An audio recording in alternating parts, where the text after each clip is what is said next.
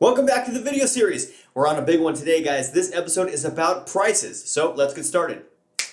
This is the HTC Vive Pro. Now, as you can see, it's kind of purplish. It's got these dimples all over it. Those little dimples, they're just design. Those are not like trackers, inside-out trackers, like you see these little dots on here. These are like cameras. That's not what those are. These little things right here, those are cameras for like being able to see your space and stuff like that or track your eye movements. But those dimples are just design, okay? As you can see, $599, that is only for the HMD or the headset piece. You need external trackers and remote controls. So you really want to get the kit, the HTC Vive Pro kit, and you can get those on B&H Photo or Amazon or something like that, and those are about $1,200. I recommend this as an investment, something like this. You will need a decently fast computer, and it does have a little button on here, right? You can straight up test your PC.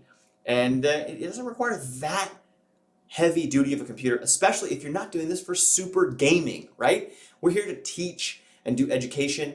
And so you really need to use enterprise software. And a lot of it is used through like a WebGL platform and stuff like that. So you just need a really strong internet connection and a decent computer. Okay, this is the HTC Vive. I'm sorry, this is the Cosmos by HTC, okay? Now, as you can see, they do have cameras on here, and it's inside-out tracking. Now, what they've done is they've gotten rid of the external trackers, and this tracks your position in the space versus the trackers tracking your position in the space. The headset tells the system. The only drawback to this is that it's not quite as accurate as what Oculus and Pico Neo and HP have done. It's just a little bit less accurate with the tracking.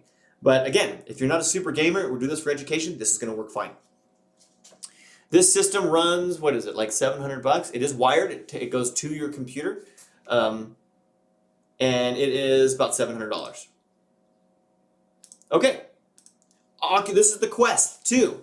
Now the Quest 2, this is the consumer version. We have to have a discussion when it comes to Oculus about Facebook. Facebook bought Oculus, which means if you're an institution, do not buy your students a whole bunch of consumer grade Oculus Quest 2s for $300 because they're all going to have to log into Facebook required in order to use it. So and not a lot of enterprise software supports the Oculus Store. That's all this can access, unless you know how to hack it and sideload, right? So what you want is the enterprise version, and it's twice as expensive. It's about $750 per headset, plus $150 a year per headset for support. What this allows you to do is load any software you want on it and have complete control over it. You don't get access to the Oculus Game Store or Facebook, and you, as a educator, you have access to all of the systems, all the headsets. You can load any amount of enterprise software on here you want, as long as the software supports this product. This is what I recommend for educational institutions, if that's the direction you're going to go, which is checking out a bunch of headsets to students. Pico Neo 2. The Pico Neo 2 is a competitor to Oculus, and I really don't know a ton about it as far as like physically testing it, because you can't get one of these unless you order Inquire, right? So this is much like ordering the Oculus Quest Business Enterprise version. It is also about $750, and you need to make sure that your software supports the Pico Neo 2 if you're going to use it. This would be in lieu of the Quest. So you wouldn't necessarily get both of these, right? You just decide, all right, we're going to do Quest, or we're going to do Pico Neo. Make sure your software supports it. HP Reverb G2. This is a wired headset, boom, with inside-out tracking, as you can see with these little camera guys, right? And it's about $600. So this is a little bit less expensive than the Cosmos, and I've heard pretty good things. It's also pretty new.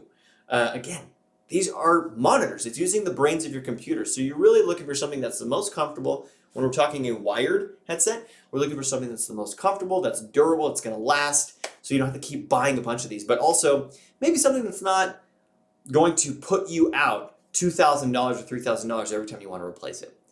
Again, even though I prefer the HTC Vive Pro and it has external trackers, which tend to be more accurate than the internal trackers, you only have to buy those trackers one time. If you need to replace the headset because it gets broken, the headset's only $600.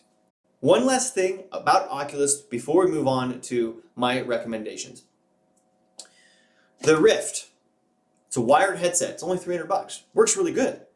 You have to use Facebook with this. So I don't recommend this product for the future of education and enterprise use. This is for gaming. This is low-hanging fruit for people who have $300 and they want to start playing VR games. Currently, I'm able to utilize just my Oculus account with this, but in about a year and a half, they're going to force everyone over to the Facebook side. So this is quickly becoming something only for consumer gamers, which is unfortunate. Thank you so much for watching another Skills Station video. Please click on the red subscribe button and then click on the bell to get notified when exclusive content drops. Comment below, let us know what you like and dislike, and I cannot wait to see you again in VR. See you on the next one. Just hanging out? Not sure if you're gonna go to the next video? Maybe click on one of these? Huh? Did you hit subscribe yet? You should. We got some good stuff for you.